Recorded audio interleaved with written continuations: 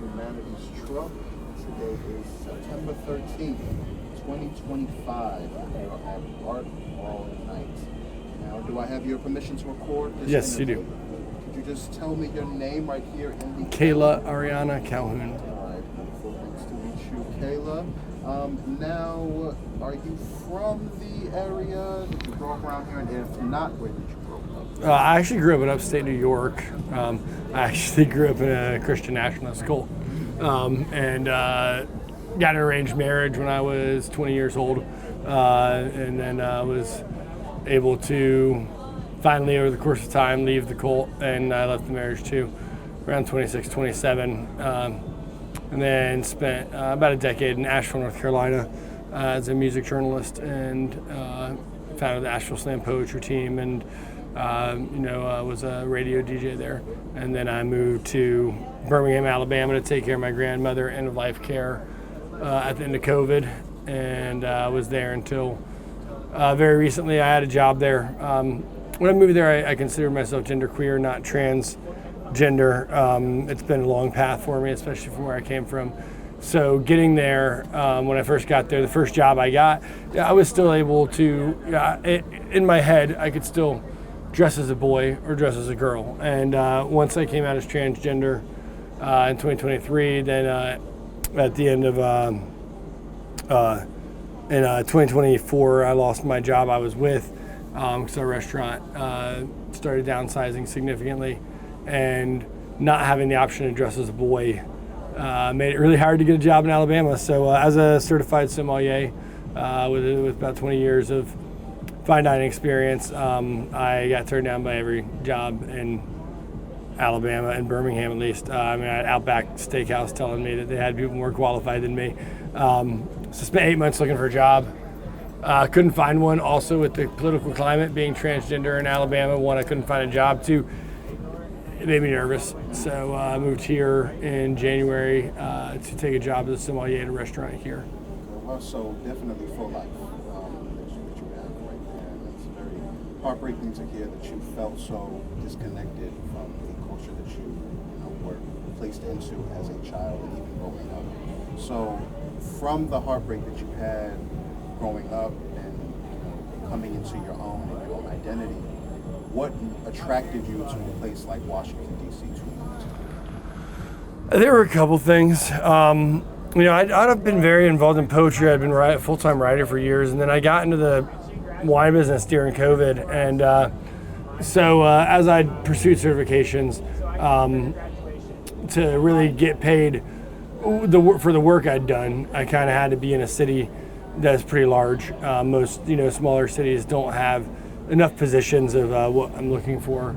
And then the other thing was just I really had a lot of people tell me it was a very welcoming city for LGBTQ folk, and I found it to be for the most part.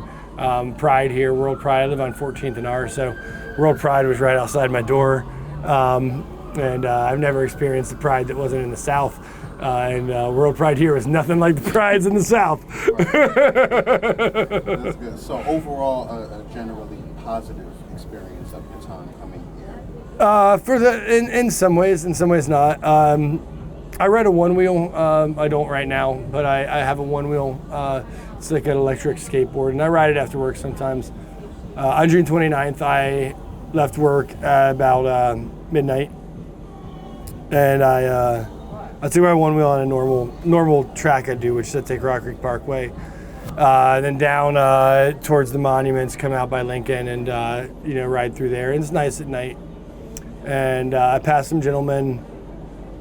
Let's not call them gentlemen. I passed some pigs of human beings, and they yelled at me and called me a faggot and a pedophile as I rode by. And I'm used to being called things, so I just kept riding. And what I didn't know that we now have video footage of was that they were getting on scooters and coming around to cut me off when I came out of the World War II memorial.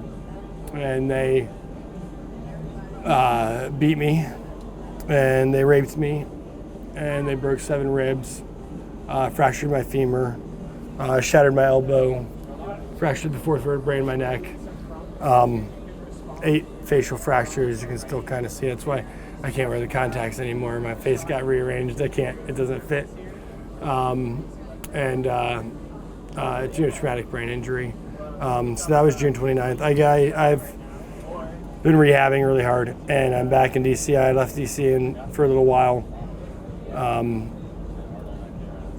And I'm back. And it's an interesting place to be, walking around under the shadow of the Washington Monument, where pretty much anywhere I go, I can see exactly where I got raped and almost killed. But leases aren't cheap, so I've got one till January. So I'm here trying to be brave and trying to go back to work and trying to. I'm walking around the city about 15 miles a day right now because I haven't been back to work until this week. I finally get to go back and just writing a lot. And just trying to be here now and not be there, you know. I think, first of all, I'm very sorry to hear that happened to you. And you had said that it's something that you had to get used to. I don't think that it should be the case. You're getting used to it. Those people that did that to you, obviously very, very wrong. And, they should, I can't say on here, they should be treated in a certain manner. But again, it speaks to your resilience and your bravery, to the fact that you still walk around the streets and you're here at this event. You're still yourself, and you still are pushing for this idea that everybody should be themselves within this world. So going on that, have you been able to find a positive group, collective that you've been able to feel safe within the city? I'd only moved here in January and hadn't ventured out that much. I was studying for another sommelier exam next year, which doesn't look like we're going to get done. But so now I was going to work and coming home and studying for 4 hours and going to bed. But this event's definitely made me want to, this situation, this tragedy has made me want to find things. I started going to the DC LGBTQ Center, and that's where I saw the flyer for tonight. So I came out tonight, and I told my mentor and my roommate got me home from the hospital whenever they let me out of the hospital a week or whatever later. I don't remember. But apparently what I said as I walked into the house with my walker and getting helped in was, I went to work a few days ago as a sommelier, and I came home as an activist. And I don't know if the wine world's going to keep me or not. I think there might be more important things for me to do. Now, that kind of goes into my next question, because you said that you had found your community from a flyer that you had found at an event like this. So, just in general, what is the event that we are at right now? We're at, I think it's called Art All Night. I didn't know anything about it. I saw the flyer, but we had some published authors earlier that did some conversations, which was really, really, really great to listen to and to hear kind of insight into how they work. And then we had an open mic, and we definitely, I read a poem about the event, which was really tough for me. But I need to process it. And then we had just a ridiculous collection of unbelievable poets. I mean, I've competed at Poetry Slam Nationals multiple years with stages that didn't look any more impressive than this one, to be completely honest with you. So would you consider yourself to be an artist? Yeah, for sure. I was the Alabama state poet in 2022, and several of my poems are taught in the college system there. I do have a few poems being taught in the North Carolina system too. I founded the Asheville Slam poetry team back in 2014,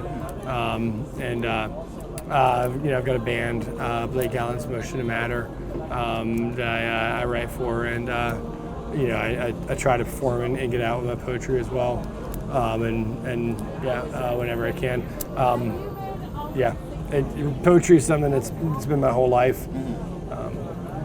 So as an artist, what does an event like Art All Night, which embraces local talent specifically, what does that mean to you? And a secondary question is kind of what do you hope this event would create for other hopeful queer artists as well? One, I would say it's I came from Birmingham, Alabama, and somehow the black people and the gay people hated each other. I remember I lost a slam one time to a guy whose poem was about how homosexuality was destroying the black community the same way crack did. So I've been in a lot of very uncomfortable situations as a queer person.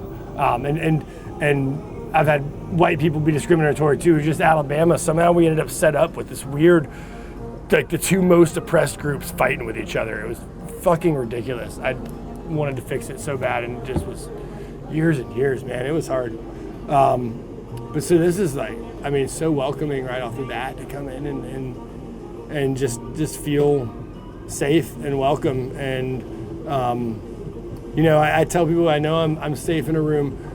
Sometimes I'm safe in a room with people that I have to explain myself to because they need help understanding. But I really know I'm safe in a room, and I'm really going to get comfortable in a room when I don't have to explain my existence to anybody. Right. And this is that room.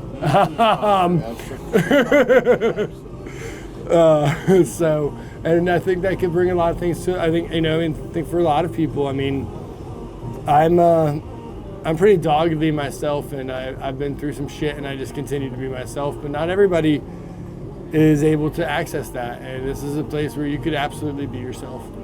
And I'm going to be giving them my information later to volunteer for future events, even if I come help set up chairs or whatever. I'd love to be a part of this. Absolutely. It's very beautiful. And I think an important part about this event is creating that community so that people like yourself who came from places that didn't necessarily accept it can build their family right here as well. Now, just a last question for you is, I guess they would want me to ask what you envision in the next 5 years for this event, but I'm just very curious to know, what do you envision for yourself in the next 5 years? Whether it involves this event, whether if it involves your activism as a whole. I had a vision. I laid out aside. I was found on 17th and Constitution at 6:45 a.m. by a jogger.